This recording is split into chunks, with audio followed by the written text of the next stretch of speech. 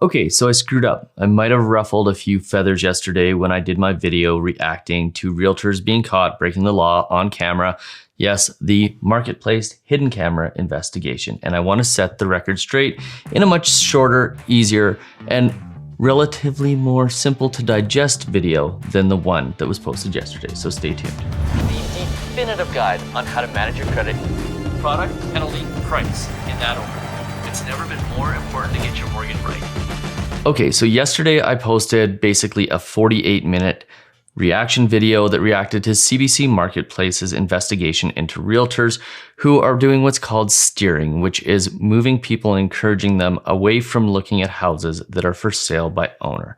And that video was 48 minutes long. It was incredibly long. It basically used a lot of the footage from CBC Marketplace. And what that did was it created a scenario where a lot of people were watching that video, but they were clicking through to see where I was speaking versus what was actually happening in the Marketplace video. And as a result, what I was saying was quite often getting taken out of context. And that's okay. The comment section is what that's there for, and I have to apologize first and foremost to anybody who feels like I was insulting their intelligence with respect to how much realtors get paid. I didn't intend to do so, and yes, a lot of the arguments in the comment section yesterday were valid arguments. I've since taken that video down because I don't think that the message that it delivered and the context that it delivered are in line with my brand, our company's brand, and how people feel about Mortgage 360 and what we do. So I wanted to put together another video that went into a little bit more detail and discussed basically the 2 or 3 issues that I see actually being the main issues without having all the cloud and the confusion of what was happening in the CBC Marketplace video, basically making it very, very hard to deliver that message in a concise format. Because quite frankly, the message in that video was mostly at the end, at least my message was mostly at the end, and most people didn't make it to the end of that video because, quite frankly, it was quite long. So let's start first and foremost by discussing the 3 things that I think are really important coming out of that video. The first is that I think there are 2 conversations that are being had in that video and 2 things that people need to assess. The first is why the person's property, the for sale by owner, wasn't being sold and what you can do to prevent yourself from finding that yourself in that situation should you ever list your house for sale by owner. The second piece of the conversation was with respect to how much realtors get paid and whether or not it's fair. Obviously, the comment section yesterday dictated that a lot of people had differing views on that. And a lot of people believe that realtors do get paid too much. And a lot of people seem to also believe that the real estate industry is not a very, very good place. And then the third thing, the most important thing, is what do you do if you find yourself in a situation where you have a bad experience with a realtor? So those are the things I'm going to cover in today's video. But before we do, there's 2 things I want to do. They're the 2 things I've been doing quite consistently for the last several weeks. First and foremost is please hit that subscribe button and hit that notification bell, hit that like button if you liked the video. Obviously, all 3 of those things do me a huge favor in growing the audience on this channel. And then the second thing is to also mention that my book, The Mortgage Millionaire, there's about 140 to 150 of these left. You can get it right now for free on mortgagemillionaire.ca. All you have to do is pay shipping and handling. And a lot of the messaging in this book has to do with what happens if interest rates go up and how you can better prepare yourself for the eventuality of when they do, specifically with things like your personality and how you spend money, and also with other things like how to prepare a proper variable versus fixed rate strategy. So totally free, mortgagemillionaire.ca, my gift to you. I feel even more compelled to give those away today after that video yesterday. But without further ado, let's get into it. Let's discuss the 3 things that were happening here. So first of all, let's talk a little bit about why this person's property wasn't selling. So there's 2 things she had going against her, or her property had going against her. First thing is that she wasn't offering full buyer's compensation because she felt that $35,000 to a buyer's agent was too much money. And I'm not here to defend whether $35,000 is too much money, not enough, or just right. But when there are other properties similarly listed in the market and you're offering significantly less to the buyer's agent, what the buyer's agents will typically say, and the agents that they caught in this report aren't indicative of the rest of the industry, but what the agents will typically say is That's fine. We can go and look at this property. They're offering 1% instead of 2.5% for the buyer's compensation, which means you're going to have to make up the extra 1.5% in the event that you want to purchase this property. And what it does is it creates a scenario where most buyers say, well, I don't want to pay that extra 1.5% if the seller isn't going to do it.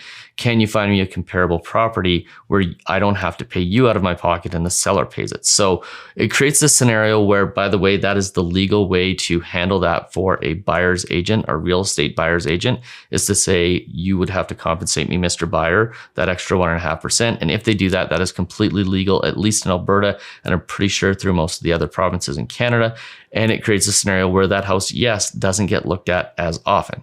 Now, the second thing that she had going against her here was that that property, without question, 100% was overpriced.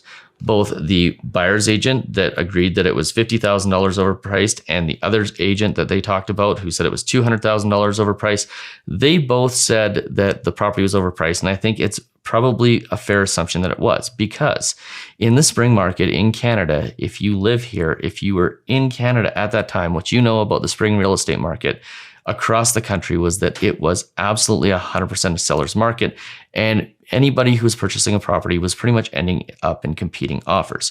So if this property had been priced properly, regardless of the commission that was being offered, it should have had competing offers on it. Now, the one type of property that didn't end up with competing offers was properties that weren't priced properly.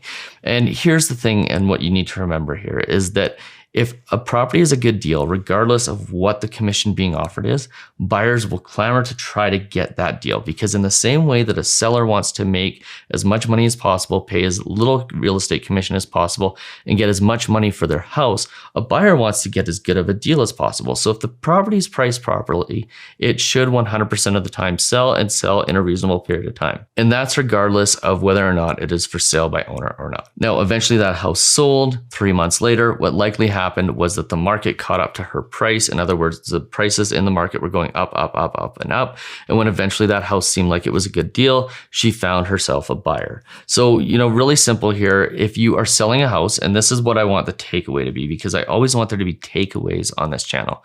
The takeaway is, if you decide to sell a house for sale by owner, then what you need to do is make sure the cards are stacked in your favor. And what that means is, quite simply, offer the buyer their full compensation. If you want to save on the selling side and do all that work, fine, do that.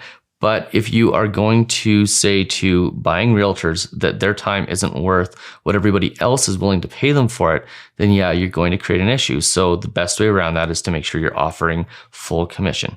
By the way, one other thing to note here from a lending perspective is, almost all the time when you purchase a property that's for sale by owner, there's almost always an appraisal. And that's regardless of if there's insurance or not on the mortgage.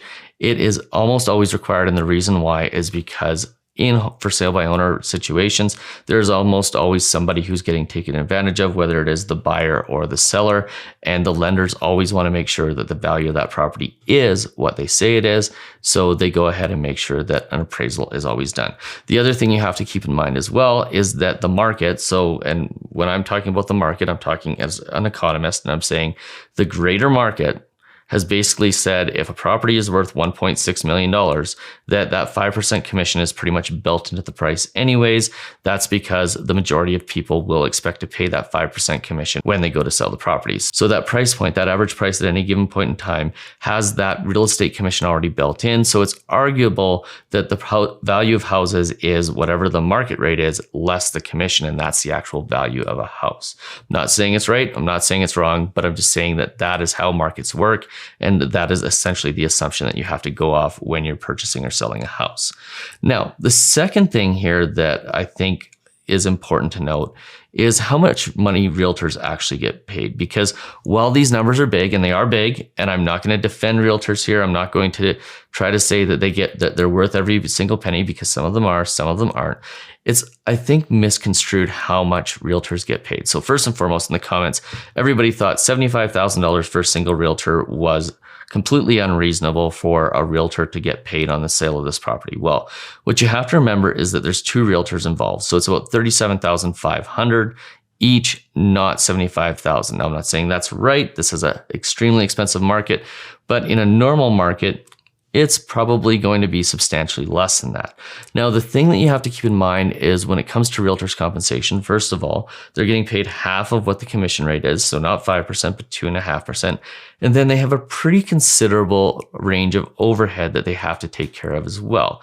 And this is often not considered when you think about the amount that somebody is getting paid in the real estate industry. So I want to just pop you into my screen. I made a really simple little chart for this. And when you think about how a realtor gets paid, there are basically 4 areas that a real estate agent's commission goes to. First and foremost is marketing. Real estate agent is a business, it is an industry, and without marketing, they cannot make money, they will not make money, and they will flunk out. So most good real estate agents are spending about 25% of their income on marketing. If they are buyer's agents, they're spending that on gathering buyers and trying to give them the best services possible. If they are a selling agent, then they're often spending that money to try to market homes so that they can get more listings and have their clients tell people how amazing they are. And at the end of the day, that 25% pretty much comes off the top. Now, the second thing that most real estate agents have to pay, and yes, there are discount brokerages where the numbers aren't this high, is about another 25% for overhead. So this is things like their office expenses. This is things like paying their portion of the receptionist that works at the office, the conveyancing people.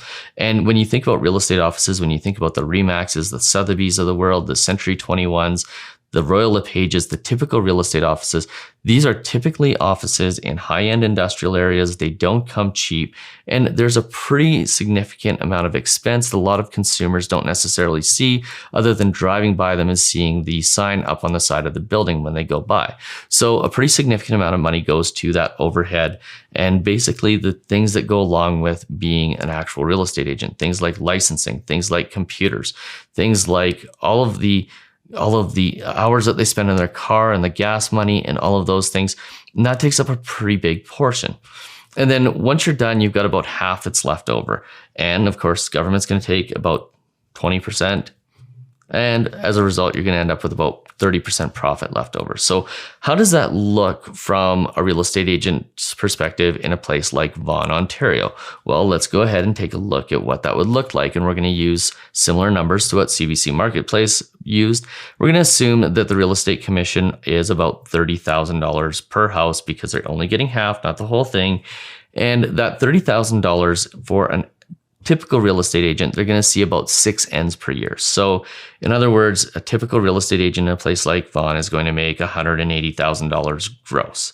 Now, when we go and we start taking the money off of that and we start peeling it back, well, 45,000 of that is going to go to things like marketing, and then overhead is going to be about another $45,000. And then at the end of that, they have about $90,000 left over. Take away taxes, profit ends up being about $54,000, which is pretty much about what a typical manager in some sort of business would make. So $90,000 a year, even though it seems like they're getting paid $30,000 per transaction, the average realtor is only doing 6 of them. And guess what? Their take-home pay is typically only about $90,000 per year. Now, if we go ahead and we extrapolate that even further, yes, there are some real estate agents that do significantly more transactions. If they're doing significantly more, they need typically an assistant. They're doing more marketing, and as the amount of income that they're making goes up, so do their expenses. And for the most part, when you start getting into real estate agents that do a significant amount of business, what you're finding is that those real estate agents are doing a significantly better job. They're providing a better service. And a better service can mean a lot of things. It can mean taking the stress out of the process. But in a lot of cases, it almost also means better negotiation tactics. It means being able to save people more than what other realtors are saving them when they go to buy that house, or getting them more when they list the house. Maybe they're doing things like staging the house and getting the best professional photographers getting in and doing pre-sale tours of the house and marketing and canvassing the neighborhood and going that extra mile so that when that property actually goes up for sale, it's priced right, there's a lot of buzz on it, and as a result, it sells for more because they get more offers. So a really good realtor, when you look at it from the perspective of a $30,000 to a $70,000 commission, should get you at least that back, if not more, by having a better process and a better ability to get more for your property or to save you more for your property if you're on the buy side. But there is this connotation that that paycheck all goes in that realtor's pocket, and it doesn't go all in that realtor's pocket. Some of it ends up going up to the brokerage. Some of it goes up to regional. You know, if you have a company like Remax, regional's taking a percentage of that deal, and then corporate national is taking a percentage of that deal. So there's a lot of cogs in the wheel here. And at the end of the day, when you think, you know, that commission is 30 grand, you can't think that way because that realtor is not going to get to keep the majority of that money. In fact, they're probably only going to get to keep about 30 to 40% of it after taxes and everything. So the third thing I wanted to talk about, and the third thing I think is important to acknowledge here, is that if you are purchasing a property and something goes wrong with the realtor, what your recourse is. And your recourse is really simple. First and foremost is call the manager of the real estate office if you don't like what's happening with the real estate agent you've interacted with. More often than not, they're just like any other business. They want to make sure their clients are happy. They don't want to have a bad reputation. And managers tend to be in the solving problem business. So they're often there and willing to help you if you just have a conversation with them. But most people think a realtor is an individual person. And in the same way they dismiss that they have all sorts of other costs associated with being a realtor, they also dismiss that there is somebody who is a manager or a broker there who's responsible for that person's license and does have some means of being able to say to that realtor, hey, what you did here is wrong and you need to fix it. And then the next step, if that doesn't work, because sometimes the broker and the manager aren't going to be there and they aren't going to be willing to help you, well, then if you really feel like you have a case, then go to your regulator. Now, who's the regulator? No, this is not the Canadian Real Estate Association. That is an industry association made up of realtors. The regulators are provincial, the Real Estate Council of Ontario, the Real Estate Council of Alberta, and they are there to protect the consumer. That is their mandate. And they are more than willing and more than happy to help you if you find yourself in a situation where you need help because you feel like you haven't been treated fairly by a real estate agent.